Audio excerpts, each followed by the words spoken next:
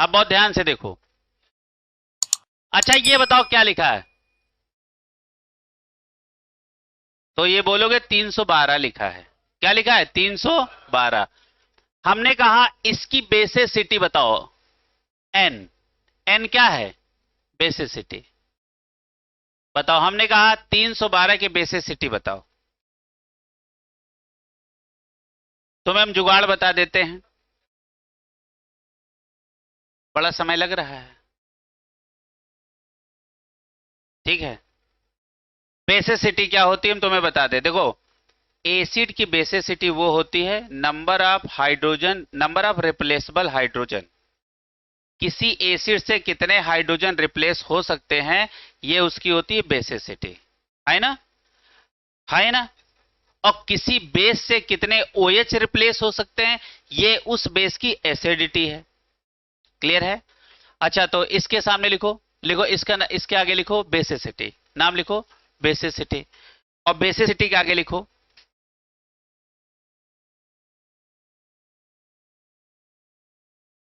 लिखो N. N के आगे क्या लिखोगे? बेसिसिटी। लिखो एन के आगे लिखो बेसिसिटी।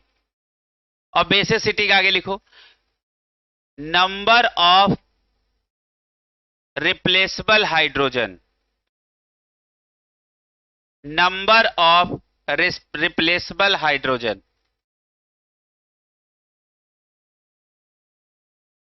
ठीक है, number of replaceable hydrogen. Clear? अच्छा बेसिसिटी क्या होता है?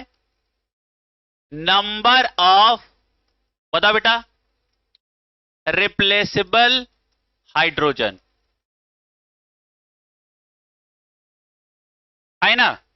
नंबर ऑफ रिप्लेसेबल हाइड्रोजन क्या कहलाता है? बेसिसिटी ऑफ एसिड, है ना? उल्टा बोलते हैं इसको, पहले समझो। अब हमने क्या किया, इससे कितने हाइड्रोजन रिप्लेसेबल हैं ये हम यहां निकालने की कोशिश किया। तो सबसे पहले हमने इसका स्ट्रक्चर बनाया। बोलो जितने भी एसिड फास्फोरस हैं उन सब में एक P double bond O bond fix है, बाकी देख लेना। क्लियर है? अच्छा बताओ यहां पे कौन सा बॉन्ड फिक्स है? पी डबल बॉन्ड ओ, इतना फिक्स है। जितने भी एसिड हैं सब में ये फिक्स है। क्लियर है? अच्छा बताओ कितना पी एक खर्चा हो गया, ऑक्सीजन एक लग गया, कितने ऑक्सीजन बचे? एक। हाइड्रोजन कितने? अच्छा तो आप जोड़ा बनाओ ओ के साथ, बताओ OH के कितने जोड़े बने? एक। ये देखो ऐसे लिख दो। और दो हाइड्रोजन क्या करो आप इससे डायरेक्ट लगा दो। ये आपका स्ट्रक्चर किसका बन गया? बताओ बेटा ये स्ट्रक्चर किसका बन गया? ये स्ट्रक्चर किसका है? H3PO2, हाइपोफास्फोरस एसिड का। अच्छा बताओ जितने भी फास्फोरस के एसिड हैं सब में क्या कॉमन है? पी डबल बॉन्ड ओ सब में कॉमन है। अब उसके बाद तुम दूसरा काम क्या करना, OH के जोड़े बना लो। क्या करना? OH के जोड़े बनाओ।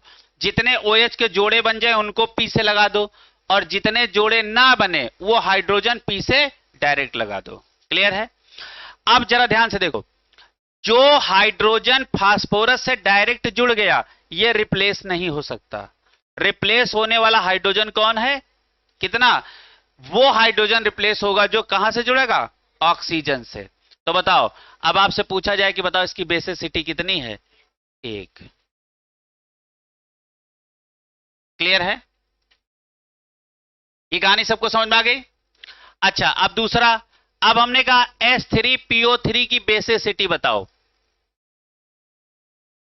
सबसे पहले तुमने इसका स्ट्रक्चर बनाया। अच्छा सबसे कॉमन वाली बात बताओ क्या है? P double bond O. हमने पी डबल बॉन्ड ओ लगा लिया, कितने ऑक्सीजन बचे? दो। कितने हाइड्रोजन है? तीन। OH के कितने जोड़े बने? दो। दो OH लगा दो और एक डायरेक्ट हाइड्रोजन लगा दो। तो कितने रिप्लेसेबल हाइड्रोजन है? दो। तो इसकी बेसिसिटी क्या होगी? दो। इससे भी आसान कुछ हो सकता है क्या? अभी तुमको बताएंगे जुगाड़, तुम्हें स्ट्रक्चर बनाना ही नहीं पड़ेगा, लेकिन फिर भी देख लो। क्लियर है? अच्छा बताओ ये क्या लिखा है? सबसे पहले तुम्हें क्या बनाना है? स्ट्रक्चर। अच्छा, कॉमन बात क्या है? P double bond O. अच्छा, एक पी देखो आ गया, एक ऑक्सीजन आ गया, कितने जोड़े बने OH के? 3। 3 OH लगा दो, लगा दिए। कितने रिप्लेसेबल हाइड्रोजन है? तो इसका N का वैल्यू क्या आएगा? 3। इसकी बेसिसिटी क्या होगी? 3 है। हम्म। तो फिर H3PO3 का, नहीं HPO3 का। अच्छा, अब तुमको हम एक जुगाड़ बताते हैं, क्लियर है? मान लो तुमको स्ट्रक्चर बनाने का मन नहीं है ना? क्या हमने बोला? मान लो तुम्हारा स्ट्रक्चर बनाने का मन नहीं है और आपको बेसिसिटी बतानी है, तो आप कुछ ना करना, जितने ऑक्सीजन है एक ऑक्सीजन छोड़ दो और बाकी के OH के जोड़े बना लो, और जितने OH के जोड़े बन जाए वही बेसिसिटी। कैसे? एक ऑक्सीजन छोड़ दिया, एक ऑक्सीजन नहीं, छोड़ दो, छोड़ दिया, कितना ऑक्सीजन बचा? एक। तो OH के कितने जोड़े बनेंगे? एक। तो इसकी बेसिसिटी 1। क्लियर है? इसका एक ऑक्सीजन छोड़ दो तो OH के कितने जोड़े बने? बेसिसिटी 2। एक ऑक्सीजन छोड़ दो, OH के कितने जोड़े बने? 3। बेसिसिटी 3। नहीं समझे? अब तुमको स्ट्रक्चर भी बनाने की जरूरत नहीं है। क्लियर है? ये सब कौन सी टेक्नोलॉजी है? जुगाड़ टेक्नोलॉजी। क्लियर है? हाँ चलो। अच्छा बताओ, 426 में बताओ, 426 में बताओ। 4। वेरी गुड, 4 होता है। कितना होता है? 4 होता है। क्लियर है? चलो आगे चलो। अच्छा, तुमको बहुत अच्छा एक जुगाड़ हम बता दे रहे हैं, इसको यही लगाना हर जगह। अब हमने कहा, अच्छा HPO3 में बताओ, मेटाफास्फोरिक एसिड। 1। कितना होगा? 1, है ना? तो हमेशा ये ट्राइमेरिक फॉर्म में एग्जिस्ट करता है। Metaphosphoric acid exist in trimeric form. कौन सा फॉर्म? कहीं लिख लो, है लिखो मेटाफास्फोरिक एसिड। ये सब इनऑर्गेनिक चल रहा है इस समय पे। लिखो metaphosphoric acid exist in its trimeric form, its trimeric form. अच्छा बताओ, मेटाफास्फोरिक एसिड ट्राइमेरिक फॉर्म में एग्जिस्ट कर रही है तो बेसिसिटी कितनी होगी? अरे 3 होंगे ना, है ना? एक का एक तो 3 का 3। अच्छा, ये जुगाड़ टेक्नोलॉजी समझ में आएगी नहीं? जैसे H2, जैसे H4P2O6। आपने क्या किया? एक ऑक्सीजन छोड़ दिया, छोड़ दिया, कितने ऑक्सीजन यहां बचे? 5। लेकिन OH के जोड़े कितने बन रहे हैं? बेसिसिटी 4, है ना? ले, बहुत नहीं समझ पाए भाई। समझ पाए क्या हमने किया? अच्छा, ये एक ऑक्सीजन छोड़ कहां कर रहे हैं? अरे गधा, यही वाला छोड़ रहे हैं। सब में नहीं बताइए, कॉमन होता है। जुगाड़ क्या होता है? कॉन्सेप्ट का निचोड़ होता है। जुगाड़ ऐसे थोड़े ना आ जाता है। हम आपको एक पी डबल बॉन्ड हो छोड़वा रहे हैं कि नहीं? एक ऑक्सीजन तो ही छूटा जा रहा है, इसी को कह रहे हैं छोड़ दो, और बाकी को OH के साथ विदा कर दो। विदा करना समझ रहे हो ना? हाँ, जाने दो।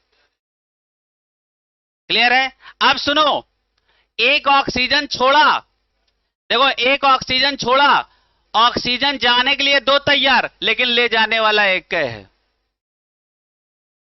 OH के कितने जोड़े बने? 1। क्लियर है? कुछ समझ में आई बात? चलो अच्छा, ठीक। इसका डिटेल और आगे कहां पढ़ेंगे? हाँ, पी ब्लॉक।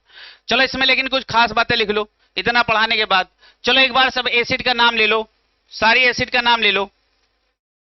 लिखो,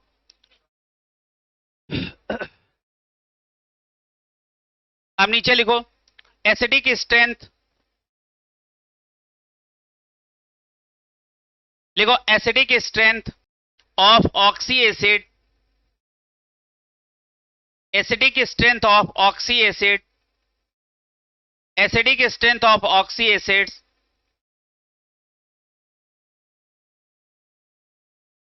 of same element, of same element. अच्छा, ये जो सेम एलिमेंट बोला है, सेम सेंट्रल एलिमेंट है, सेम एलिमेंट, डायरेक्टली प्रोपोर्शनल का निशान लगाओ।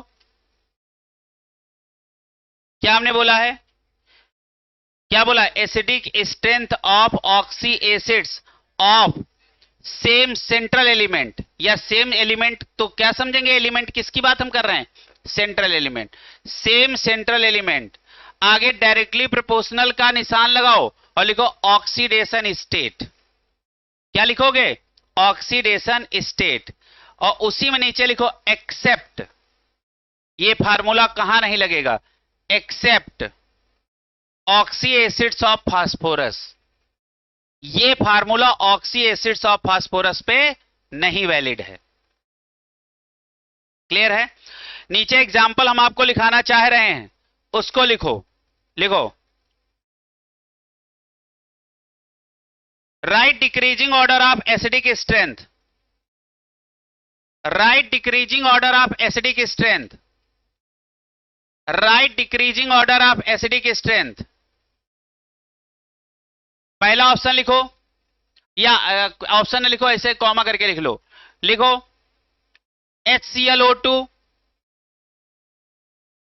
पहला लिखो HClO2, HClO3, HClO4।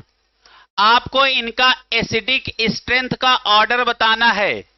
अच्छा सारे बच्चे बहुत ध्यान से देखो, सब में सेंट्रल एलिमेंट क्या है, सेम है। तो अभी हमने एसिडिक स्ट्रेंथ निकालने का फार्मूला क्या सिखाया है, जब सेंट्रल एटम सेम हो तो एसिडिक स्ट्रेंथ डायरेक्टली प्रोपोर्शनल होता है ऑक्सीडेशन स्टेट। किसका ऑक्सीडेशन स्टेट, सेंट्रल एटम का ऑक्सीडेशन स्टेट। तो अब आप क्या करो, सारे सेंट्रल एटम का ऑक्सीडेशन स्टेट निकालो, इसका, इसका और इसका। बेटा पहले फार्मूला पढ़ो, पहले फार्मूला पढ़ो। फार्मूला हमने लिखाया क्या, डॉक्टर बनना है, फार्मूला लगाना नहीं आता है, सबने देखे बड़े बड़े और करना कुछ ना पड़े। ठीक है, फिर कहोगे बड़ी बेरोजगारी है, और आपके घर के बगल के SDM बना बैठा है, IAS बना जा रहा है, सबको नौकरी मिली जा रही, गधा बेरोजगारी चिल्ला रहे हैं। अभी देखो एकदम, अभी सिविल जज का वो आया है रिजल्ट, हमारे गांव का पड़ोसी हुआ है, हमारा मतलब जानकारी का है, समझ रहे हो। तो दानादान रिजल्ट आ रहे हैं, समझ रहे हो, पढ़ने वाले सब सेलेक्ट हो रहे हैं। ये जब से ये बहुत परसेंटेज के साथ पास होना लोग शुरू हुए ना, आता कुछ नहीं, अब इतना परसेंटेज आ गया, अपना परसेंटेज में नहीं निकाल पा रहे हैं, इतना नंबर आ गया, और वो पड़ोसी से पूछने जा रहे हैं कि हमारे 500 समथिंग नंबर आए गए, चच्चू कै परसेंट है, ये नहीं समझ रहे हो। हमारे गांव में ऐसे ही था, एक हमसे पूछने आया कि कै परसेंट है, तो हम कहे तुम पास हो गए, कलंक है, नहीं समझ रहे हो। तो ये आजकल किसी के परसेंटेज पूछो 80%, 85%। पहले गधा हुआ करते थे जिनके 55% IAS बने बैठे हैं। पहले सख्ती से एग्जाम होता था, इंटर में 3 बार फेल होके पास होते थे, हाई स्कूल में 2-3 बार फेल होके पास होते थे। आजकल क्या है, तुम हाई स्कूल में फॉर्म भरो, पास होना तुम्हारी मजबूरी है, तुम फेल हो ही नहीं सकते हो। अब मान लो बाई चांस गधा हो, फेले हो गए कंपार्टमेंट, फिर पास हो गए, मतलब तुम्हारी मजबूरी है पास होना। ये गधों की सरकार, वही होता नहीं कि उसी चक्कर में क्या हो जाता है ना, पास कराओ, सबको पास कराओ। ये 2002 के बाद ये सब पास कराओ योजना आ गई। उसके पहले की योजना बहुत फिट थी, तब बेरोजगारी कोई नहीं चिल्लाता था। समझ में आ रहा? एक पत्रकार से पूछा, अरे बड़ी बेरोजगारी है, कहा अच्छा तुम बताओ, अच्छा तुम कौन सी क्लास में पढ़े हो? बोला हम बीएससी किए। बीएससी 4 सवाल पूछा, एक को नहीं बता पाया। हाँ मेरी बात सुनो, हाँ तो काहे उसको बदनाम किए हैं? जब आपको उसी क्लास का आता नहीं है, तुमको कहां से नौकरी मिल जाएगी? कुछ समझ में आ गई बात? इस बात को समझो। पढ़ोगे लिखोगे तो तुम्हारी जेब में नौकरी है, इस बात को समझो। और डॉक्टर कौन नौकरी करता है? गधा करते हैं। तुम काबिल होगे अपना हॉस्पिटल डालोगे, अरे यार ऐसे तुमको महीने में लाख रुपया मिलेगा, तुम काबिल होगे डेली लाख छापोगे। क्लियर है? तो देखो, सरकारी नौकरी दो टाइप का लोग करता है, एक गधा टाइप का और एक सुस्त आदमी। जैसे इंटेलिजेंट है बट सुस्त है। समझ में आ रहा? कि उसको कुछ ना करना पड़े। कौन सा डॉक्टर है जितने जितने बहुत बड़ा नाम कमाए हैं, वो सरकारी नौकरी नहीं करता है। अब त्रेहान को देख लो, सरकारी नौकरी करते हैं क्या? सेंट्रल गवर्नमेंट की, स्टेट से, कहां से, कौन सी सैलरी लिए? सेम एम्प्लॉयड है। और देख लो कितना बड़ा हॉस्पिटल मेदांता, ये इसी के जीएमसी के पड़े हुए हैं। समझ में आ रहा? इस बात को समझो। नौकरी, सरकारी नौकरी करोगे, पूरे जीवन में एक घर बनवा पाओगे, एक टूटी फूटी कार खरीद लोगे, और हाँ चोर टाइप के हो, घूसखोर हो तो कुछ भी कर सकते हो, लेकिन घूसखोर हो तो लास्ट में किडनियां खराब होंगी। क्लियर है?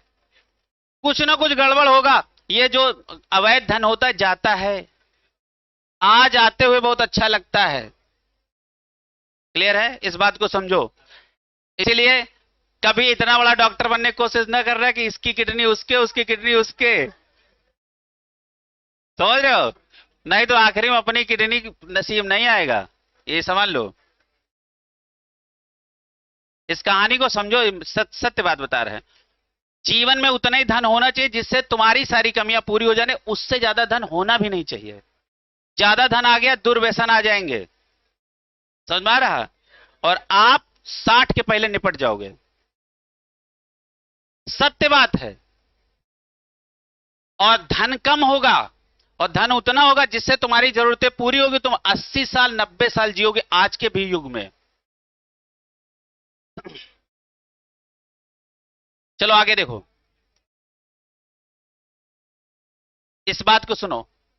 आगे देखो, इसका ऑक्सीडेशन नंबर निकालो। इसका इसका बताओ कितना निकाले? +3। इसका बताओ +5। इसका बताओ +7। बताओ एसिडिक स्ट्रेंथ सबसे ज्यादा किसका होगा? HClO4, उसके बाद HClO3, उसके बाद HClO2। बताओ निकाले कि नहीं? अच्छा ये फंडा कहां लगाना? जब सेंट्रल एटम क्या हो? सेम। लेकिन ये कहां नहीं लगाना? Oxo acids of phosphorus. अब नीचे लिखो, राइट डिक्रीजिंग ऑर्डर ऑफ,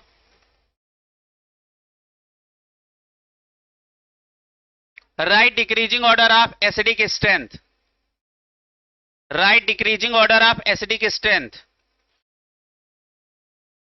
लिखो।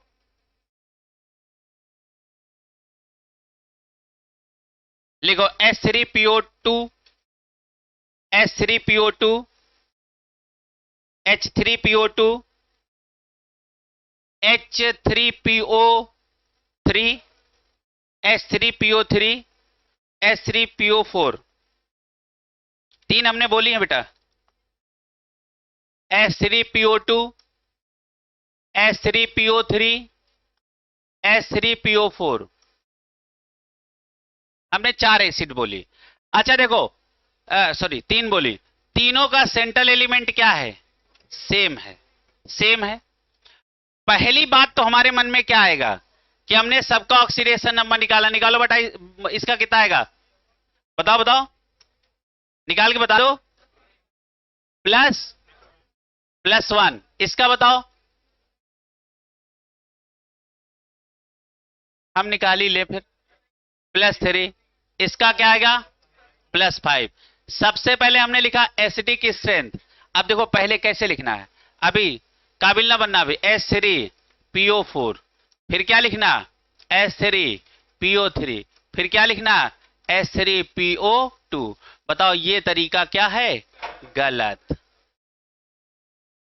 क्लियर है ना? यही अभी देखो फार्मूले में लिखाए हैं। अब गधा लोग नहीं समझ पा रहे होंगे, यही लिखवाए। ये फंडा किस पे नहीं लगाना। क्लियर है? अब आपको इसका एसिडिक स्ट्रेंथ लिखना है, तो आप इसको जस्ट रिवर्स कर दो, खत्म कहानी। तो क्या लिखोगे H3PO2, उसके बाद H3PO3, फिर उसके बाद H3PO4। ये तरीका सही है। लिख लेना, यही सवाल बार बार आता है। नॉर्मल सवाल तो सबको आता है, और लिखना और लिख के काटना। लिखो, अगली हेडिंग डालो, लिखो एसिडिक स्ट्रेंथ। दूसरी, अभी तक सेंट्रल एटम सेम था, अब मैं सेंट्रल एटम डिफरेंट करने जा रहा हूं। लिखो दूसरा, लिखो acidic strength when, acidic strength when central atom is different.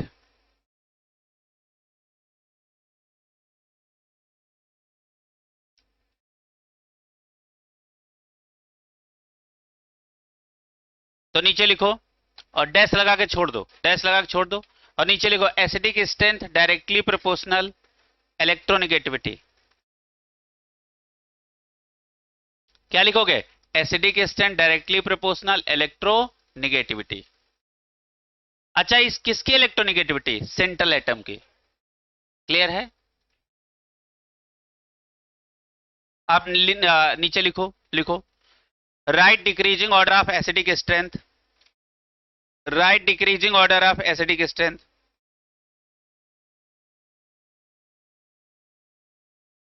पहला लिखो HClO3, HClO3, HClO3। दूसरा लिखो HBrO3,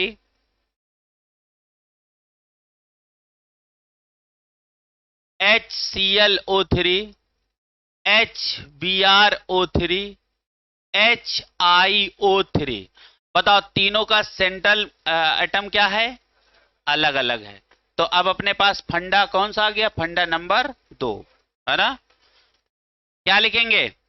acidic strength directly proportional electronegativity. अच्छा एक बात बताओ, क्या आपको इनकी तीनों की इलेक्ट्रोनेगेटिविटी नहीं आती है? आती है। अच्छा, तीनों की इलेक्ट्रोनेगेटिविटी क्या होगी बताओ? सबसे ज्यादा कौन होगा? सबसे ज्यादा बताओ, इलेक्ट्रोनेगेटिविटी सबसे ज्यादा किसकी है? Cl की, फिर किसकी? Br की, फिर किसकी? I की। तो बताओ एसिडिक स्ट्रेंथ का ऑर्डर क्या बनेगा? सबसे पहले HClO3, उसके बाद HClO HBrO3, और उसके बाद HiO3। बन गया। अगला लिखो इसी में, अगला सवाल लिखो, right decreasing order of acidic strength, right decreasing order of acidic strength.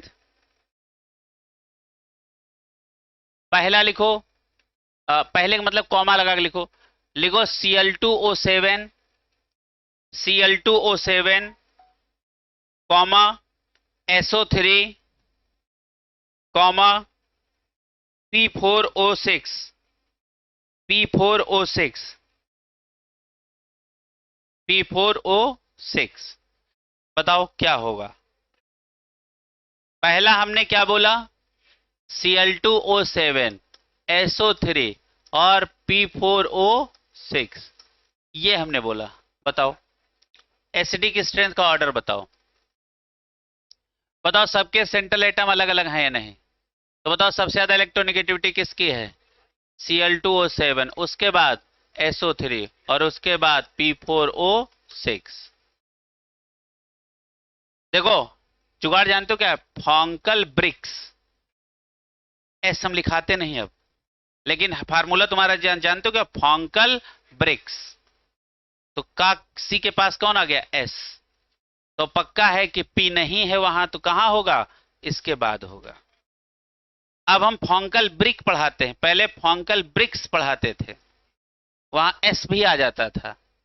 Clear है? अगली हेडिंग डालो।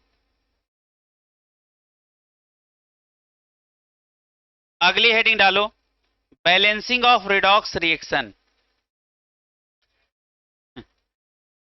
अगली हेडिंग डालो, balancing of redox reaction.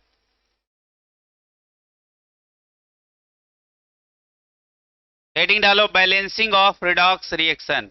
Balancing of redox reaction, पहले कुछ रूल हैं वो समझ लो और फिर दनादन बैलेंस करना शुरू करो, है ना? हाँ लिखो, 2-3 बातें लिखाएंगे, ज्यादा नहीं लिखाते। लिखो लिखो रूल। रूल रूल देखो, हम एक शब्द यहां इस्तेमाल करेंगे, अफेक्टेड एटम। क्या शब्द इस्तेमाल करेंगे? अफेक्टेड। इफेक्टेड नहीं, अफेक्टेड। कौन सा atom? Affected atom. Affected atom हम उसको बोल रहे हैं जिसके ऊपर ऑक्सीडेशन का चेंज आए, उसको क्या बोलेंगे? Affected atom. अच्छा बताओ, अफेक्टेड एटम हम किसको बोलेंगे? जिसके ऊपर ऑक्सीडेशन का चेंज आए। तो लिखो रूल का नंबर 1, पहला पॉइंट लिखो। लिखो बैलेंस। सबसे पहले देखो, बैलेंसिंग के लिए हम आपको रूल लिखा रहे हैं, लाइन से आपको समझना है। सबसे पहले आपको क्या करना है? सबसे पहले आपको अफेक्टेड एटम को बैलेंस करना है। तो लिखो, लिखो number 1, balance affected atom. Balancing में सबसे पहले आपको क्या करना है? बैलेंस करना है अफेक्टेड एटम को। अच्छा ब्रैकेट में लिखो, ये अफेक्टेड एटम क्या है? लिखो, in which oxidation state changes. In which oxidation state changes. Affected atom कौन होगा? जिसके ऊपर ऑक्सीडेशन स्टेट का चेंज आएगा। नंबर 2 लिखो, टेक।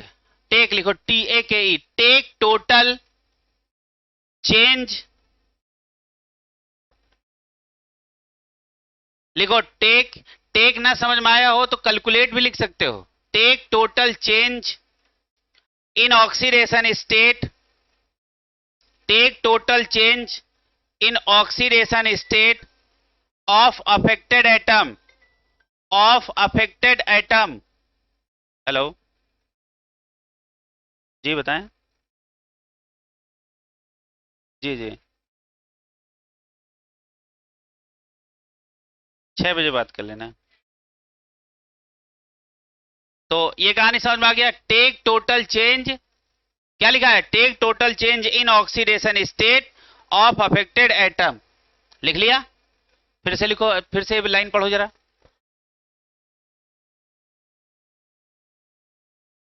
अभी लिख रहे हो, अभी जैसे पहला सवाल करोगे कभी ये दोबारा पढ़ने की जरूरत पड़ेगी ही नहीं। दूसरी लाइन पढ़ो, टेक टोटल चेंज ना समझ में आ रहा हो तो वहां एक शब्द लिख सकते हो, calculate total change in oxidation state of affected atom. Take शब्द ना जम रहा हो, बढ़िया ना लग रहा हो, तो वहां पे कैलकुलेट शब्द का इस्तेमाल आप कर सकते हो। अब लिखो तीसरा पॉइंट। तीसरा point, cross multiply. Cross multiply by, cross multiplied by change in oxidation state. Change in oxidation state. Change in oxidation state. कितना पॉइंट हो गया? 3।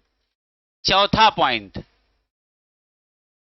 अब चौथे पॉइंट में तुम्हें यह देखना है कि हमारी रिएक्शन एसिडिक मीडियम में हो रही है या बेसिक मीडियम में। तो नीचे लिखो, लिखो चौथा पॉइंट और इस पे स्टार लगाओ। लिखो, लिखो इन एसिडिक मीडियम। लिखो in acidic medium water is added. Water is added on, water is added on less oxygen side, less oxygen side,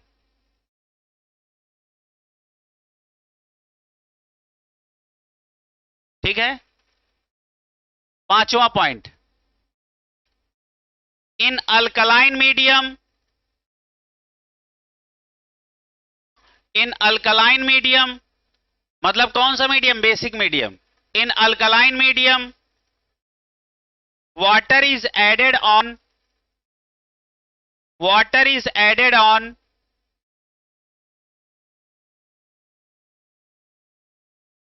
excess oxygen side,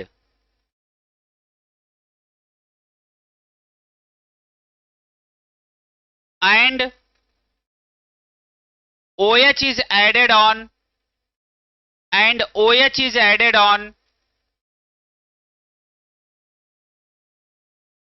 opposite side.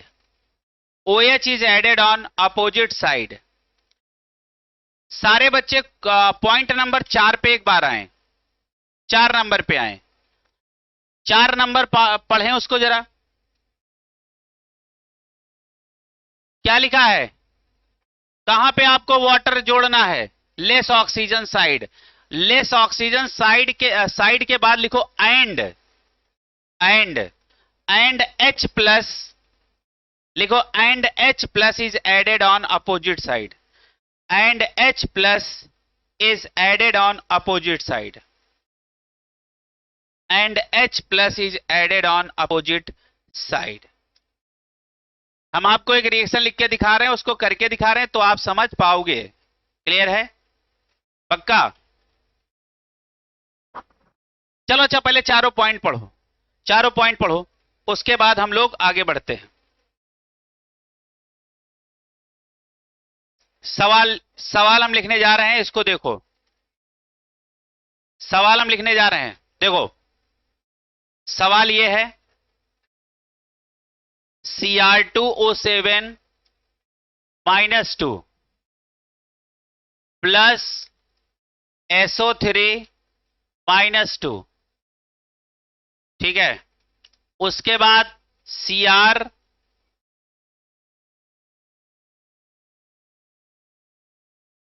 और इस पे चार्ज है +3 और प्लस SO4 माइनस, इस reaction को balance करना है।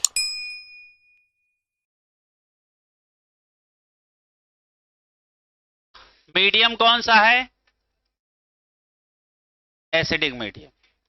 अच्छा सबसे पहले बताओ आपको क्या करना है, पहला पॉइंट बताओ, बैलेंस अफेक्टेड एटम। क्लियर है? अच्छा अफेक्टेड एटम कौन होता है? जिसके ऊपर ऑक्सीडेशन स्टेट का चेंज निकालना है। क्लियर है? अच्छा बताओ, अब देखो ये Cr है, ये Cr है, बताओ इसी पे तो ऑक्सीडेशन स्टेट निकालनी है। अच्छा यहां कौन है? सल्फर। यहां कौन है? सल्फर। क्लियर है? अब बहुत ध्यान से देखो तो समझ जाओगे, नहीं तो फिर आया करोगे। क्लियर है? अच्छा अफेक्टेड एटम कौन होता है? जिसके ऊपर ऑक्सीडेशन स्टेट का चेंज हमें कंसीडर करना है। क्लियर है? अब देखो यहां पे कौन है? Cr, और यहां पे कौन है? Cr। देखो इसकी तुलना इससे करोगे और इसकी तुलना किससे करोगे? इससे। अच्छा यहां Cr कितने हैं? यहां Cr कितना है? तो यहां क्या करोगे? सबसे पहले 2 लगा दोगे। यहां सल्फर कितना? यहां सल्फर कितना? तो देखो पहला स्टेप कंप्लीट, रूल नंबर 1 खत्म, बैलेंस अफेक्टेड एटम खत्म। रूल नंबर 2 क्या करना है? कैलकुलेट करना है total change in oxidation state of affected atom. Clear है? अब इसका ऑक्सीडेशन स्टेट निकालो। चलो कहीं अलग निकाल लेते हैं क्योंकि यहां छीछा लेता ज्यादा ना करना। हम एक, हाँ देखो क्या करेंगे, सबसे पहले हम Cr2O7 का कहीं ऑक्सीडेशन स्टेट निकालने जा रहे हैं। तो ये क्या हो जाएगा? 2x plus -2 into 7 equal to -2, तो x इक्वल टू क्या आ गया? +6। अरे वही आएगा, इसका ऑक्सीडेशन स्टेट क्या आ गया? +6। क्लियर है? अच्छा बताओ यहां पे सल्फर का ऑक्सीडेशन स्टेट कितना आएगा? बेटा बहुत ध्यान से देखते चलना, बहुत ध्यान से देखते चलना। इसको जो क्लास में समझाया जाता है वो सबसे बेहतरीन तरीका होता है, उसके अलावा आपको समझाना ही सिर्फ होता है। आप यही समझने की कोशिश करो पूरी तरीके से। अच्छा बताओ, इसका ऑक्सीडेशन स्टेट निकाल दो। कितना आ गया? +4। अच्छा, सब लोग ऑक्सीडेशन स्टेट तो हम निकाल ही पा रहे होगे, और आज भी यदि ऑक्सीडेशन स्टेट निकालने की स्थिति में नहीं हो, समझ रहे हो, तो तुम अपनी स्थिति समझ रहे हो। अच्छा, इसका ऑक्सीडेशन स्टेट +3, जो कि निकला ही है। यहां बताओ +6। क्लियर है? अब हमको करना क्या है? चेंज निकालना है। क्या निकालना है? चेंज। हाँ, ये बहुत अच्छी बात है।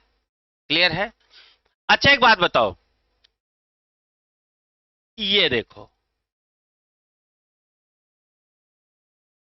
ठीक है, +6 और +3 में कितने का चेंज है? 3 का चेंज है ना? क्लियर है? अब तुमको एक बात यहां सिखाने जा रहे हैं, बोलो प्रोडक्ट साइड नहीं देखेंगे, रिएक्टेंट साइड जितने एटम होंगे उससे मल्टीप्लाई कर देंगे। अब बहुत ध्यान से समझो, देखो कुछ नहीं करना है, यहां ऑक्सीडेशन स्टेट तुम्हारा क्या है, तो हम क्या निकालने जा रहे हैं? चेंज। चेंज तुम हमेशा क्या करना? Higher oxidation state minus lower oxidation state करना। कैसे निकालोगे? Higher oxidation state minus lower oxidation. अच्छा बताओ, +6 और +3 में कौन बड़ा है? बहुत बढ़िया, तो +6 और -+3, आंसर क्या आ गया? +3 आया। इतना सबने निकाल लिया होगा। अच्छा, अब बताओ यहां क्रोमियम कितने हैं? 2, इसको 2 से धीरे से मल्टीप्लाई कर दो, तो आंसर क्या आ गया? 6। इधर ध्यान ही नहीं देना है, ये 10 लगे, 20 लगे, 100 लगे, 50 लगे। इसीलिए मैं एक बात याद करा रहा हूं, प्रोडक्ट साइड आपको देखना ही नहीं कितने नंबर, ये सब जुगाड़ टेक्नोलॉजी चल रही है। किताब के हिसाब से चलते तो एक पेज में आप बैलेंस कर पाते। क्लियर है? और जैसे सिखाते चले जा रहे हैं वैसे सीखते चले जाओ। अभी तो हमको इतना समय लग रहा है, अभी थोड़ी देर बाद तुम यूं ही एक लाइन में इसको सॉल्व करना सीख जाओगे। क्लियर है? क्या हमने सिखाया? चेंज कैसे निकालोगे? Higher oxidation state minus lower oxidation state. पक्का? आंसर कितना आ गया? अच्छा, चेंज हमेशा जब भी आप चेंज निकालो तो चेंज में कोई प्लस माइनस ना लगाओ, कोई प्लस ना माइनस, चेंज चेंज होता है। क्लियर है? अब बहुत ध्यान से देखो, फिर आपको क्या देखना, जब आपने चेंज निकाल लिया तो आप पलट के देखो रिएक्टेंट साइड ये कितने हैं, उतने से मल्टीप्लाई कर दो। चेंज कितना निकला? 6। अब यहां आ जाओ सल्फर में। सल्फर में यहां हम क्या निकालने जा रहे हैं? चेंज। जुगाड़ क्या है? Higher oxidation state minus lower oxidation state. अच्छा बताओ, हायर ऑक्सीडेशन स्टेट कितनी है? +6। अच्छा, और लोअर कितनी है? +4। तो हमेशा चेंज कैसे निकालोगे? ना प्लस में ना माइनस में, जो आए वही निकाल दो। क्या आ गया? 2। 2 का चेंज। पलट के देखा सल्फर कितना है? 1, मतलब यही रियल चेंज। क्लियर है? ये सब जुगाड़ टेक्नोलॉजी चल रही। मेरे हिसाब से चलोगे तो फिजिकल बहुत आसान, और जो लोग फिजिकल पहले से पढ़े हैं तो वो रगड़े गए हैं फिजिकल में सिर्फ। समझ रहे हो? ये बात हम बहुत सत्य बोल रहे हैं। और जोड़ घटाना गुणा भाग आना बहुत जरूरी है। ये सब जुगाड़ टेक्नोलॉजी है। चेंज अब आपको यदि हम केमिस्ट्री के हिसाब से निकलवाएं तो हालत खराब हो जाएगी। इसका मॉड लो, इसका मॉड लो, फिर चेंज निकालो, कोई लफड़ा नहीं, सीधा इधर देखना ही नहीं कितने लोग लगे, इधर देख लो कितने लोग लगे, बस बात खत्म। ये कहानी समझ में आ गया? अब दूसरी लाइन खत्म, रूल दूसरा खत्म। तीसरा रूल क्या है? Cross multiply. इनके चेंज से क्रोमियम को मल्टीप्लाई करो और क्रोमियम वाले चेंज से सल्फर वाले को मल्टीप्लाई करो। ये तीसरा पॉइंट है। तीसरा पॉइंट पढ़ो, पढ़ो बेटा, पढ़ लो रूल में, है ना? अच्छा बताओ, क्रोमियम को किससे मल्टीप्लाई करोगे? 2 Cr2O7 -2। क्लियर? प्लस, अब बताओ इसको किससे मल्टीप्लाई करोगे? 6 से, 6SO3 -2। कौन सा मीडियम? एसिडिक, है ना? अब यहां बताओ Cr कितने हैं? 2 पहले से, और Cr को किससे मल्टीप्लाई करने जा रहे हो? 2 से। तो यहां लिखना 2 इंटू 2 और Cr प्लस 3। फिर आगे क्या लिखोगे? Plus 6 SO4 minus minus. ये आपने लिख लिया। क्लियर है? तो क्या यहां इसको सीधे ना 4 यहां लिख दें? लिख दिया। रूल नंबर 3 खत्म। रूल नंबर 4 पे आ जाओ। रूल नंबर 4 क्या है? यदि एसिडिक मीडियम हो, और ये कौन सा मीडियम है? तो तुम कहीं वही चौथे पॉइंट में लिखो। चौथे पॉइंट में लिखो, ऐसे लिखो, बोलो, लिखो एसिड लो। जुगाड़ वहीं लिखो चौथे पॉइंट में, एसिड लो। एसिड लो का मतलब समझो। एसिडिक मीडियम में क्या हमने बोला? एसिडिक मीडियम में लो ऑक्सीजन साइड वाटर ऐड करो। क्या हमने बोला? क्या हमने बोला? एसिडिक मीडियम यदि हो तो लो ऑक्सीजन साइड वाटर जोड़ो। कहीं लिख लो एसिड लो। चौथे पॉइंट में लिखो जुगाड़, एसिड लो। एसिड लो का मतलब समझ रहे हो ना? एसिडिक मीडियम में यदि रिएक्शन हो रही हो तो लेस ऑक्सीजन साइड वाटर जोड़ो। लो का फुल फॉर्म क्या है? लेस ऑक्सीजन साइड वाटर जोड़ो। ये जुगाड़ है। एसिड लो का मतलब समझ में आ गया? लेस ऑक्सीजन साइड क्या जोड़ो? वाटर जोड़ो। क्लियर हुआ?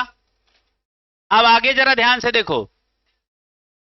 अब कौन से मीडियम में रिएक्शन हो रही है? एसिडिक। चौथे पॉइंट पे आ गए। अब इधर बताओ कितने ऑक्सीजन है? बताओ, बताओ यहां कितने ऑक्सीजन है? 14 ऑक्सीजन। 14 ऑक्सीजन है कि नहीं? अरे 7 ऑक्सीजन है। एक Cr2O7 पे 7 ऑक्सीजन, तो 2 पे 14। 14 ऑक्सीजन प्लस इसके पास कितने ऑक्सीजन? 18 ऑक्सीजन। जोड़ पा रहे हो? अच्छा, इधर बताओ कितने ऑक्सीजन? कितने? 24 ऑक्सीजन। अब बताओ इधर टोटल जोड़ो, कितने ऑक्सीजन आए? 32 ऑक्सीजन आए। 32। बताओ किस साइड ऑक्सीजन कम है? इधर। पक्का है पानी इधर जुड़ेगा? पक्का है। अब पानी कितना जुड़ेगा ये इसका डिफरेंस ले लो। कितना आ गया? 8। 8 H2O आ गया। बस 8 H2O यहां तुम चिपका दो और इसके 2 गुना H+ इधर चिपका दो। Balance reaction. Reaction balance. Clear हुआ? कुछ कहानी समझ में आई? आपकी रिएक्शन हो गई बैलेंस। ठीक। और मान लो ये आंसर ना दिया हो तो उसने क्या किया होगा? 2 से सबको डिवाइड किया होगा। तो क्या होगा? यहां 4 होगा, यहां 3 होगा, यहां 2 होगा, यहां 3 होगा, यहां कुछ नहीं होगा, यहां 8 होगा। तो उसने क्या हुआ? फाइनल रिएक्शन को किससे डिवाइड कर दिया होगा? एक कॉमन नंबर से डिवाइड किया होगा। जैसे जो आपकी जो एनसीईआरटी में है वहां 8 H2O की जगह 4 H2O है। पूछो क्यों? उसने सबको 2 से डिवाइड कर दिया। अच्छा ये बताओ, ये बैलेंसिंग सबको समझ में आया? अच्छा चलो एक एक स्टेप आप इसमें समझो। सबसे पहले आपने बताओ क्या किया? सबसे पहले आपने अफेक्टेड आइटम को बैलेंस किया। दूसरी बात, अफेक्टेड आइटम के ऊपर ऑक्सीडेशन स्टेट का चेंज निकाला। तीसरी बात, चेंज से क्रॉस मल्टीप्लाई कर दिया। और चौथी बात, एसिड या बेस को मीडियम देख लो कौन सा है। एसिडिक मीडियम है तो एसिड लो, और बेसिक मीडियम है तो क्या करो? इसका उल्टा। एसिड लो का फुल फॉर्म समझ रहे हो ना? एसिडिक मीडियम में लेस ऑक्सीजन साइड वाटर जोड़ो। अच्छा बेसिक मीडियम हुआ तो जिधर ज्यादा ऑक्सीजन होंगे उधर पानी जोड़ेंगे और उसके अपोजिट डायरेक्शन में OH- जोड़ेंगे। क्लियर है? अच्छा एक रिएक्शन हम आपको दे रहे हैं, वो करो। चलो अच्छा पहले अच्छा इसको बताओ, सारे लोग इसको करो, एक एक स्टेप इसका समझो। अब तुमको हम बता दे रहे हैं, ये देखो ये रिएक्शन हमने करवाई है। ये देखो यहां से लेके यहां तक सॉल्व है। ये रिएक्शन हमने करवाई है, ये देखो यही सेम रिएक्शन हमने बोली है, ये देखो यहां से लेके यहां तक सॉल्व है। दिख नहीं रहा? तुम अच्छे से पास से देखो, यही रिएक्शन है कि नहीं? नहीं नहीं, देख लो फिर से देखो, ये देखो यहां से लेके यहां तक ये सॉल्व हुई है। नहीं, ये भी नहीं सॉल्व हुई। हाँ, यही यहां तक सॉल्व हुई। ये क्लियर है? इस बात को समझो जरा। चलो अच्छा, सबसे पहले हमें बताओ क्या करना है। सबसे पहले हमें अफेक्टेड एटम को बैलेंस करना है, उसके बाद चेंज इन ऑक्सीडेशन स्टेट निकालना है, और चेंज निकालने का जुगाड़ higher oxidation state minus lower oxidation state. जब आप चेंज निकाल लो तो पलट के रिएक्टेंट साइड देखो कि वो कितने एटम है, उतने से उसको मल्टीप्लाई कर दो, फिर क्रॉस मल्टीप्लाई कर दो चेंज इन ऑक्सीडेशन स्टेट से। फिर चौथे नंबर पे देखो कौन सी मीडियम में रिएक्शन हो रही है। यदि एसिडिक मीडियम में हो रही है तो आप वाटर उधर जोड़ो जिधर ऑक्सीजन की कमी हो, है ना। और यदि बेसिक मीडियम में हो रही हो तो आप पानी वहां जोड़ो जहां ऑक्सीजन एक्सेस में हो। मान लो कल को ये रिएक्शन बेसिक मीडियम में हो रही होती तो 8 ऑक्सीजन 8 पानी हम इधर जोड़ते। किधर जोड़ते? इधर जोड़ते। अच्छा बताओ, ये रिएक्शन सबको समझ में आएगी नहीं? क्लियर है? अच्छा, एक रिएक्शन हम देते घर से करके लाना, लिख लो, घर से करके लाना। लिखो MnO4 माइनस, लिटिल कर दें,